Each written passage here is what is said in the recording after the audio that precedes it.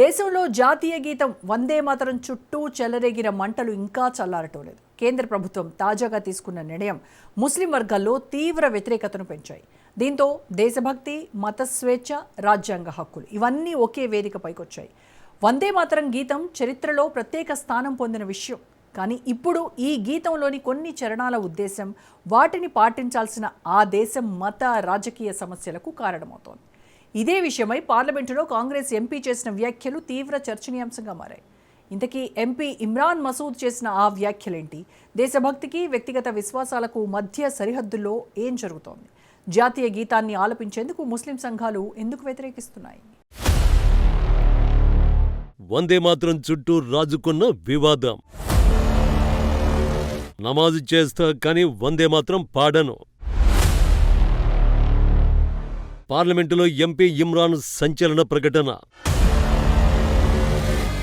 కీలిరిగి వాత పెట్టడంలో, శత్రువును అత్యంత ఇబ్బందికర పరిస్థితుల్లోకి నెట్టడంలో ప్రధాని నరేంద్ర మోడీ నిపుణుడు. క్లిష్టమైన పరిస్థితుల్లో అనూహ్యమైన ఎత్తుగడ వేస్తారు. దానికి విపక్షాలు, రాజకీయ ప్రత్యర్థులు, జాతీయవాదులు ఏమీ అనలేని పరిస్థితి వస్తుంది. ప్రస్తుతం దేశంలో మాజీ సైనికాధికారి నారవణి రాసినట్టు చెబుతున్న పుస్తకం తన వద్ద ఉందని రాహుల్ గాంధీ వివాదం చేస్తున్నారు.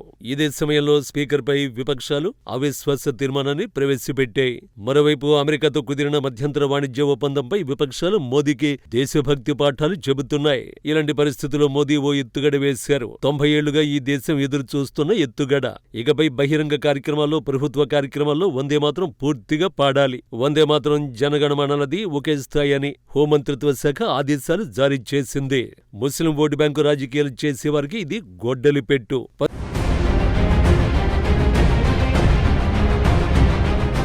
1885లో బంకింగ్ చంద్ర చటర్జీ రచించిన వందే మాతరం స్వదేశీ ఉద్యమానికి ప్రేరణ. 1937లో నెహ్రూ కేవలం మొదటి చరణాన్ని మాత్రమే అధికారికం చేశారు. 150 సంవత్సరాల సందర్భంగా మోదీ ప్రభుత్వం పూర్తి గేయాన్ని పునరుద్ఘాటించడం చారిత్రక మలుపుగా మారింది. విపక్షాలు ప్రభుత్వాన్ని ఇరుకను పెట్టి వ్యూహం రూపొందిస్తున్న సమయంలో మోదీ రాజకీయ చతురత ప్రదర్శించి విపక్షాలకు మాస్టర్ స్ట్రోక్ ఇచ్చారు. ఇకపై జనగణమనల వందే మాతరం పాడే సమయంలో నిలబడాలి. పద్మ అవార్డులు, జాతీయ కార్యక్రమాలు తప్పనిసరి. ఇది దేశభక్తి చర్చలోకి తీసుకువచ్చి వివాదాలను దూరం చేస్తుందని వాదన. 80% హిందువులు దేశభక్తి భావాలు బలపడతాయని మద్దతు. ఇప్పటి వరకు వందే మాత్రం 4 లైన్లు పాడేవారు, కానీ ఇప్పుడు 3 నిమిషాల 10 సెకండ్లు పాడాల్సి ఉంటుంది. జనగణమనకు నిలబడినట్లుగానే వందే మాత్రం పాడుతున్న సమయంలో లేచి నిలబడాలి. ఇప్పటి వరకు కొందరు నిలబడడాన్ని వివాదం చేసిన నేతలు ఉన్నారు, కానీ ఇప్పుడు లేచి నిలబడటం తప్పనిసరి. జనగణమనకు ముందే వందే మాత్రం పాడాలి.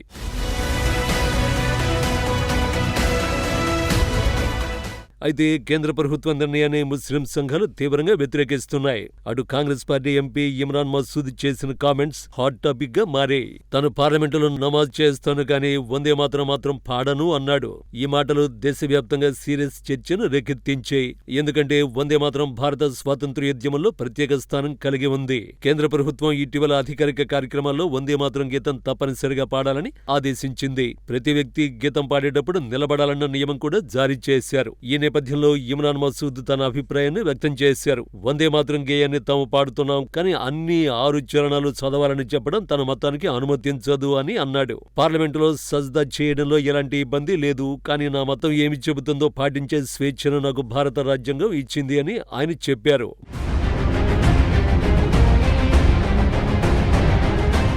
మరోవైపు కేంద్ర నిర్ణయాన్ని పలు ముస్లిం సంస్థలు వ్యతిరేకిస్తున్నాయి. ముఖ్యంగా Jamiat Ulema e Hind, All India Muslim Personal Law Board ఈ నిర్ణయంపై తీవ్రంగా స్పందించాయి. ఈ సంస్థల అభిప్రాయం ప్రకారం భారత రాజ్యాంగం ప్రతి పౌరుడికి తన మతాన్ని స్వేచ్ఛగా ఆచరించే హక్కు ఇస్తుంది. రాజ్యాంగంలోని ఆర్టికల్ 25 ప్రకారం ప్రతి వ్యక్తికి తన విశ్వాసం ప్రకారం మతాచరణ చేసే స్వేచ్ఛ ఉంది. వందే మాతరం గీతంలోని కొన్ని చరణాలు మాతృభూమిని దేవతగా చిత్రీకరిస్తాయని, ఇస్లాం మతంలో దేవుని స్థానంలో మరెవరిని ఆరాధించరని వారు స్పష్టం చేశారు. ముస్లింలు అల్లాను మాత్రమే ఆరాధిస్తారని, మాతృభూమిని దేవతగా భావించే పదాలను ఉచ్చరించడం తమ మత విశ్వాసాలకు విరుద్ధమని వారు చెబుతున్నారు. అయితే తాము వందే మాత్రాన్ని పూర్తిగా వ్యతిరేకించడం లేదని, కానీ దాన్ని బలవంతంగా పాడమని ఆదేశించడం పట్లే తమ అభ్యంతరమని స్పష్టం చేస్తున్నాయి.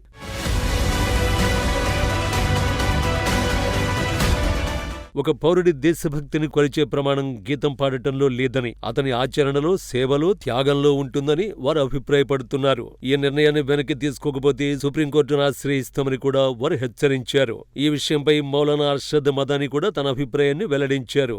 వందే మాత్రాన్ని తప్పనిసరి చేయడం దేశభక్తిని పెంపొందించే చర్య కాదని, ఇది రాజకీయ ప్రయోజనాల కోసం తీసుకున్న నిర్ణయంలా కనిపిస్తోందని ఆయన అన్నారు. దేశంలోని ప్రధాన సమస్యల నుంచి ప్రజల దృష్టిని మళ్లించడానికి ఇటువంటి విషయాలను ముందుకు తెస్తున్నారనే అనుమానాన్ని వ్యక్తం చేశారు. ముస్లింలు దేశ స్వాతంత్ర్య పోరాటంలో పోషించిన పాత్రను గుర్తు చేస్తూ దేశభక్తి ఎప్పుడూ నినాదాల్లో కాదు, కార్యాచరణలో కనిపిస్తుందని ఆయన వివరించారు. ఇదే అంశంపై కమ్యూనిస్ట్ పార్టీ ఆఫ్ ఇండియా కూడా స్పందించింది. జాతీయ గీతం కన్నా జాతీయ గేయానికి ప్రాముఖ్యత ఇవ్వడం రాజ్యాంగ స్ఫూర్తికి విరుద్ధమని వారు అభిప్రాయపడ్డారు. అనవసరమైన వివాదాన్ని సృష్టించకుండా కేంద్ర ప్రభుత్వం ఉత్తర్వులను పునఃసమీక్షించుకోవాలని కోరారు.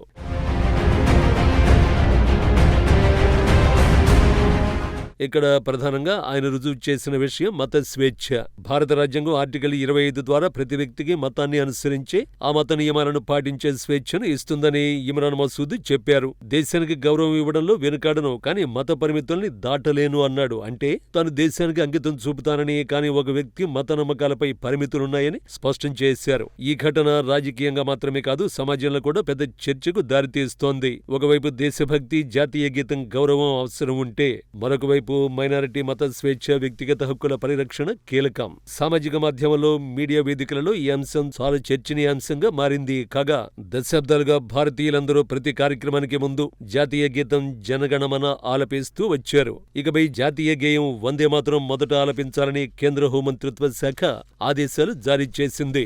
ఇందుకు సంబంధించి కొత్త నిబంధనల్ని బుధవారం కేంద్ర హోంమంత్రిత్వ శాఖ అమల్లోకి తెచ్చింది. కేంద్ర ప్రభుత్వం వందే మాత్రం 150వ వార్షికోత్సవాలు నిర్వహిస్తోంది. ఆ మధ్య పార్లమెంటులో కూడా వందే మాత్రంపై చర్చించారు.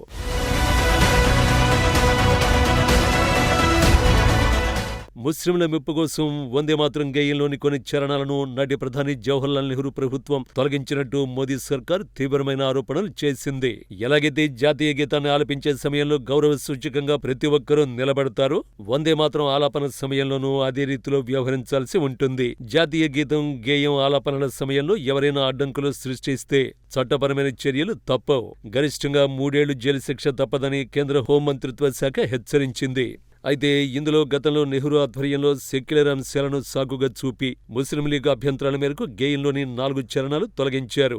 ఇప్పుడు ఎన్డీఏ ప్రభుత్వం వాటిని కూడా తిరిగి చేర్చింది. ఈ అంశంపై గత ఏడాది కాంగ్రెస్, బీజేపీ మధ్య మాటల యుద్ధం నడిచింది. తాజా మార్గదర్శకాల ప్రకారం సినిమా హాళ్లలో వందే మాత్రం ప్లే చేయాల్సిన అవసరం లేదు. అలాగే థియేటర్లలో లేదా న్యూస్ రీల్స్ లో ఈ గేయం ప్లే అవుతుంటే నిలబడాల్సిన అవసరమూ లేదు. ఇలాంటి చోట్ల ఎక్కువ మంది నిలబడటం వల్ల కార్యక్రమానికి ఆటంకం కలగడం, అలాగే శాంతి భద్రతల సమస్యను దృష్టిలో ఉంచుకొని తాజా ఆదేశాలు ఇచ్చింది.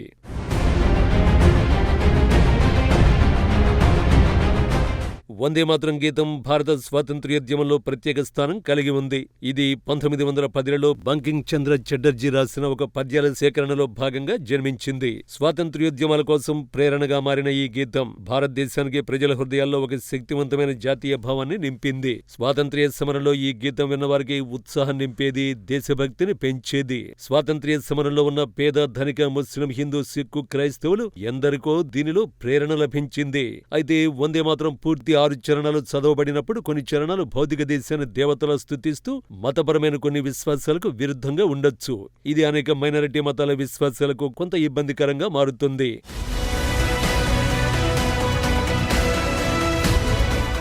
దేశభక్తి గురించి మాట్లాడుతున్న వారు ఇకపై వందే మాత్రాన్ని వ్యతిరేకించలేరు. ఇందులో దుర్గామాత, లక్ష్మీ, పార్వతి ప్రస్తావన ఉంది. దుర్గాను 10 ఆయుధాలు పట్టిన అమ్మవారిగా వర్ణించే పదాలు ఉన్నాయి. ఈ కారణంతో వ్యతిరేకిస్తే ఓట్లు పడవు. వివాదాల్లో ఉన్నవారు వందే మాత్రంపై ఫోకస్ చేయడం లేదు. ప్రింటు కాని పుస్తకం గురించి మాట్లాడుతున్న విపక్షాలు, స్పీకర్పై అవిశ్వాసానికి వ్యూహాలు రచిస్తున్న విపక్షాలు కూడా దీనిపై స్పందించడం లేదు. వ్యతిరేకించే పరిస్థితి కూడా లేదు. కోర్టుకు వెళ్లే అవకాశమూ లేదు. మొత్తంగా త్రివర్ణ పతాకం ఎగరేసే సమయంలో పూర్తి వందే మాత్రం పాడాలి. రాష్ట్రపతి పాల్గొనే ప్రతి కార్యక్రమంలో వందే మాత్రం పాడాలి. గవర్నర్ పాల్గొనే కార్యక్రమాల్లో, పద్మ అవార్డుల ప్రధాన కార్యక్రమంలో వందే మాత్రం పాడాలి. పాడము అని అంటే వాళ్ళ అసలు రంగు బయటపడుతుంది. ఇప్పుడు ముస్లింల రంగు కూడా బయటపడుతోందన్న విమర్శలు వినిపిస్తున్నాయి.